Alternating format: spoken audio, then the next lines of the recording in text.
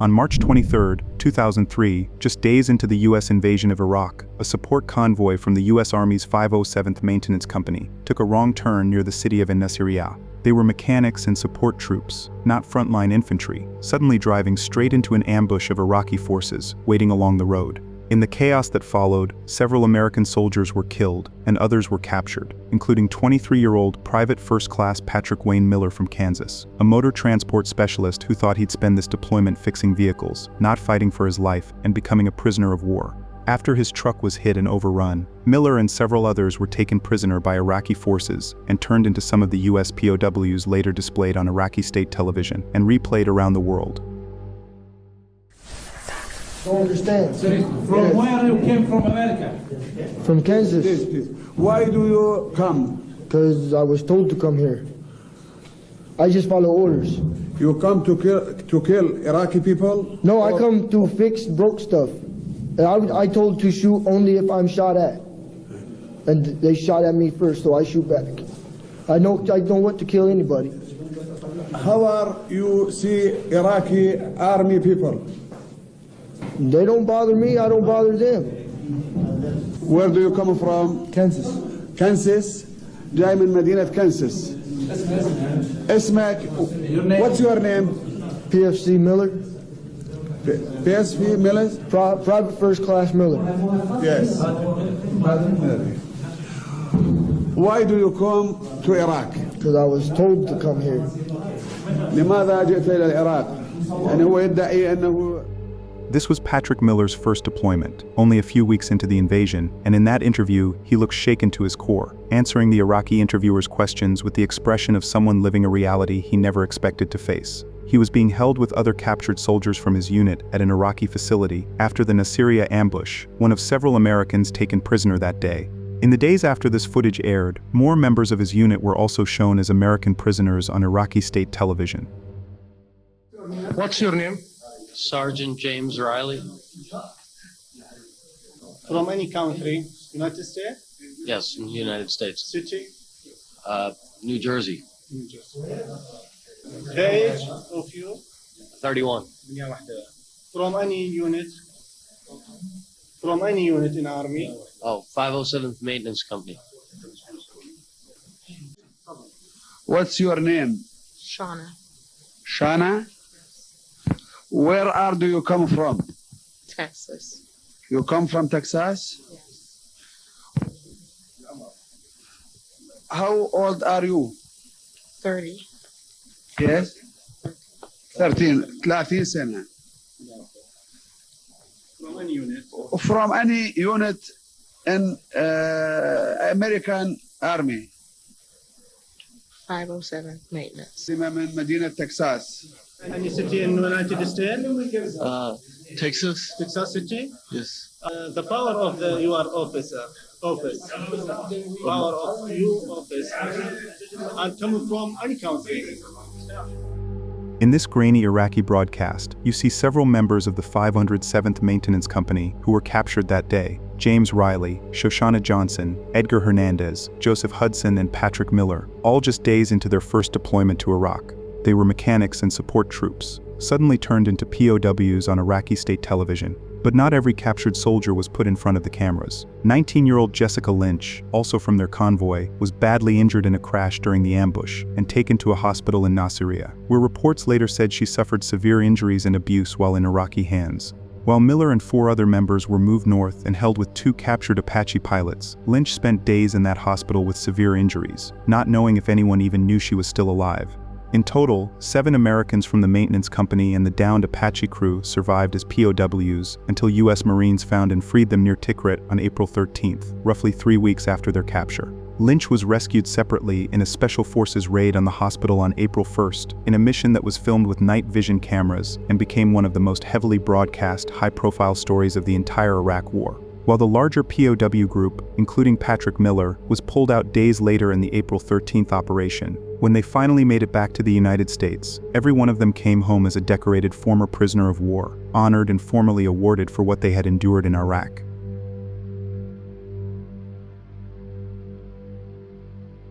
On July 6, 2008, the AMA Motocross Championship rolled into Redbud Raceway in Michigan for a brutally fast outdoor race on one of the sport's most famous tracks. This was a high-speed dirt bike event over big jumps and rough hills, with riders fighting for position in deep sand and ruts. Near the front of the pack was Mike Alessi, a 20-year-old factory Suzuki rider known as Mr. Holeshot for his explosive starts and early leads. On the opening lap, he did exactly what people expected. He rocketed out front and immediately started pushing the pace. During the second lap, he hit one of the fastest downhill jumps on the track, with a pack of riders right behind him. As he powered up the hill and launched off the jump, everything looked normal for a split second. However, what happened next would go down as one of the most shocking crashes ever captured in Redbud's history.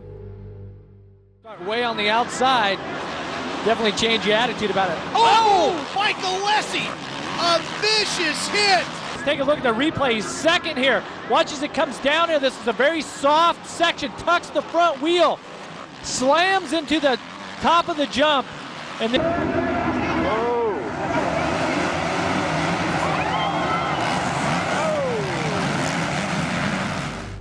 As Mike came down from the jump, everything suddenly went wrong. He hit the downhill landing at high speed and touched down just a little off balance. His bike snapped sideways, and he was thrown straight into the ground in the middle of the landing zone. But that impact was only the beginning of his problems. On that section, the riders behind couldn't see the landing from the takeoff, so they came over the jump wide open and slammed into him, with bodies crashing and stacking up on top of him, while he lay helpless in the middle of the track.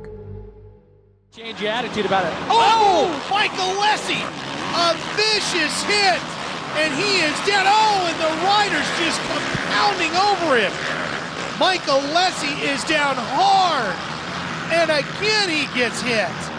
Oh, my. Second to the last rider even runs over him. Alessi took a vicious crash.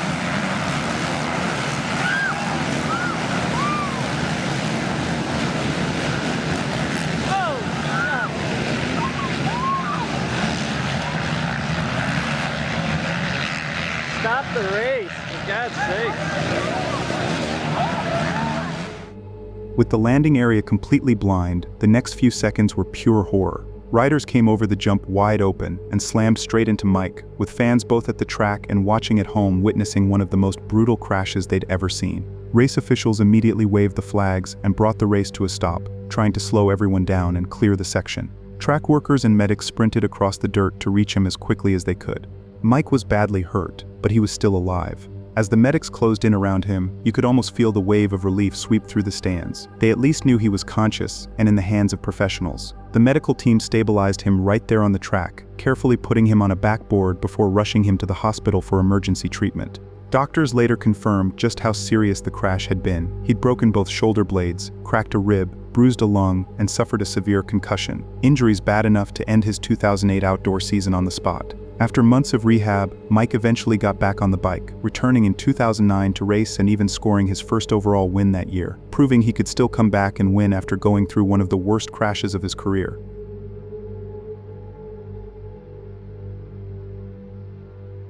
On the morning of June 20th, 1991, in the quiet rural hamlet of Buttsfield in County Durham, England, a BBC News team was broadcasting a long-running planning dispute between a local landowner and the council. At the center of it all was 51-year-old Albert Dryden, a determined landowner who had secretly built a strange sunken bungalow on his plot without planning permission and then spent years refusing to take it down. Council officers, police, and demolition crews had gathered at his gate to finally enforce the order to remove the illegal building, with the cameras there to capture what was expected to be a tense but controlled operation. But what began as a straightforward enforcement visit suddenly collapsed into chaos and quickly turned into one of the most shocking pieces of footage ever captured on live British television.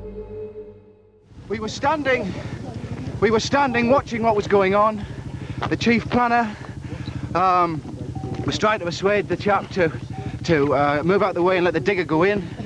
And then a shot rang out, the chief planner fell to the ground, and I felt a shot in the arm, and I've clearly been shot here in the arm. I'm now hopefully going to get some medical treatment. A policeman was also shot in the buttock here, and the councillor was shot in the chest.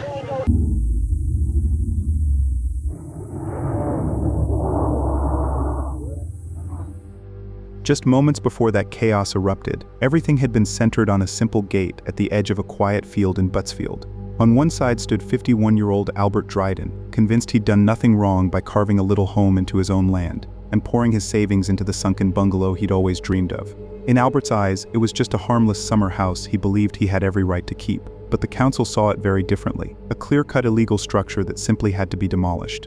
Facing him that day was 46-year-old Harry Collinson, the principal planning officer responsible for enforcing those planning laws and overseeing the demolition of Dryden's bungalow. Harry had brought with him a small army of backup, fellow council officials, uniformed police officers, demolition workers, and the BBC crew, all there to support him as he tried to enforce the court's decision and bring this long-running dispute to an end. When they reached Dryden's gate, Albert refused to open it, waving papers at Harry, insisting he was still appealing, and warning them not to bring the digger onto his land, while Harry calmly told him the appeals were over and the building had to come down. However, the tone of their interaction turned confrontational almost immediately, and the tense standoff that followed at that gate was captured moment by moment on camera. And if you come through them gates, you'll be charged with criminal damage, and if you knock that down, you'll have £40,000 to pay out your own money when you go to the Crown Court. Okay. Well, because of the arch that we've got here, we're not going to try and come through the gate. Well, you're not going through the fence and plowing all them trees down. We'll go through the fence if you don't open the gate. Now, we'll obviously have to take the fence down with the machine. So, if you want, you can have some time to remove the fence yourself to minimize the damage. Do you want to do that? I'm asking you one more time to let this appeal go through, and I'm asking you to wait 5 weeks. If you don't, the consequences, you'll have to sacrifice. But any damage that's subsequently caused as a result of you preventing us doing that will be your liability. Well, you might not be around to see the outcome of this disaster. Now, you've been warned. Can you explain what you mean by that? Well, I'm not going to explain, but if you had any sense, you would go away now and wait 5 weeks for the outcome of that. Right? That's my last word on it. If you show me the letter. Following that open-ended threat, the tension only began to rise, and Albert's words grew even darker. He looked Harry right in the eye and effectively warned him that he might not even be around to see how this disaster ended, telling him he'd been warned and urging the council one last time to leave and wait for the planning inspector. But instead of backing off, the situation only grew more intense. Despite the warnings, Harry and the team chose to push ahead, ordering the digger off the low loader and edging it away from the gate towards the fence line, ready to force their way onto the land if he wouldn't let them in. As all of this was happening, Albert slipped off camera for a few seconds, while Harry stood by the fence talking with one of Albert's friends, who was desperately trying to get the council to delay the demolition just for that day. But in the very next moment, Albert suddenly reappeared on the other side of the fence, this time holding a revolver, visibly furious and now clearly ready to escalate the confrontation. Can you get a shot of this gun? Out of it!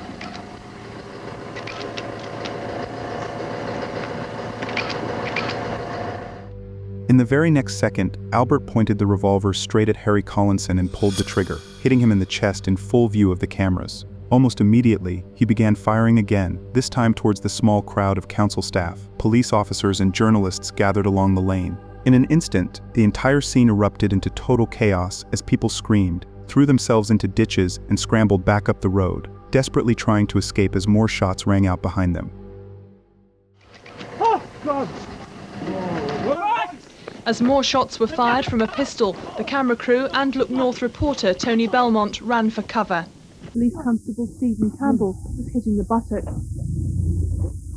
We were standing watching what was going on. The chief planner was trying to persuade the chap to move out the way and let the digger go in. And then a shot rang out, the chief planner fell to the ground, and I felt a shot in the arm, and I've clearly been shot here in the arm. I'm now hopefully going to get some medical treatment. A policeman was also shot in the buttock here, and the councillor was shot in the chest.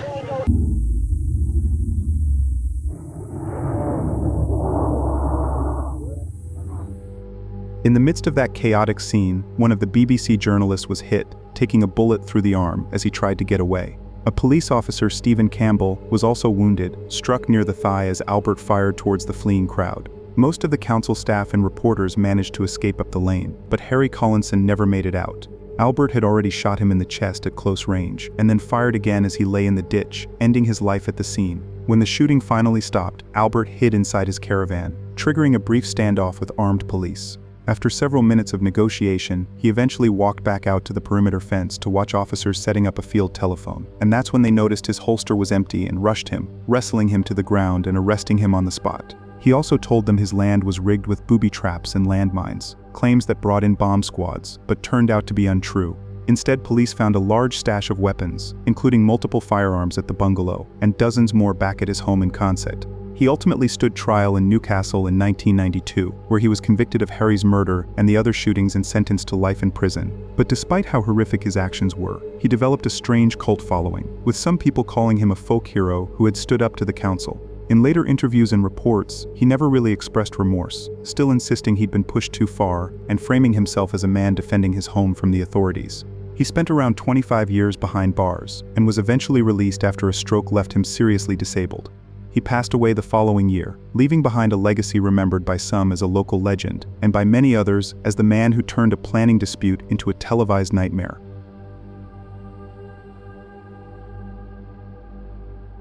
On the morning of September 26, 2025, in Idaho Springs, Colorado, CBS reporter Justin Adams was covering a manhunt that had an entire mountain town on edge. He was live near a gas station, reporting on a masked gunman who had broken into homes over several days, led deputies on a chase the night before, crashed his car, and then disappeared into the woods. Security cameras had already captured this suspect prowling around private properties in tactical-style clothing, armed and seemingly unfazed, which led deputies to issue a shelter-in-place order as neighbors locked their doors and watched their cameras through the night.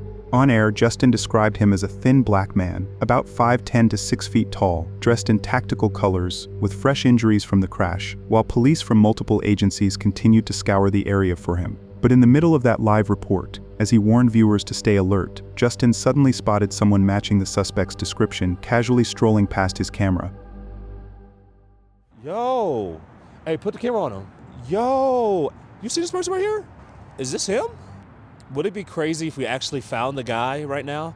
Because we saw a person who was literally fitting the description, who just walked by our camera.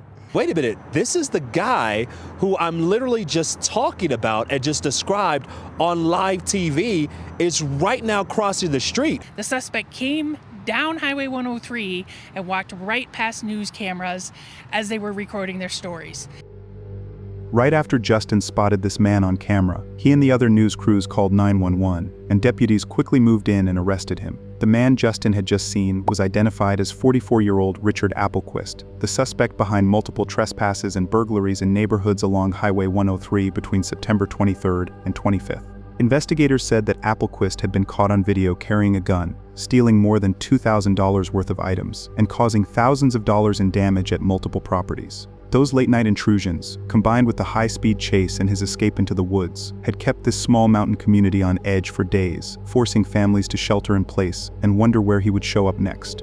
Following his arrest on the morning of September 26th, he was booked into the Clear Creek County Jail on a long list of charges, including first-degree burglary, weapons violations, and resisting arrest, as well as numerous other serious offenses. In the end, Justin's one-in-a-million encounter didn't just create a wild clip for the news, it brought a 4-day manhunt to an end, and finally allowed the people of Idaho Springs, who had been living in fear, to breathe again.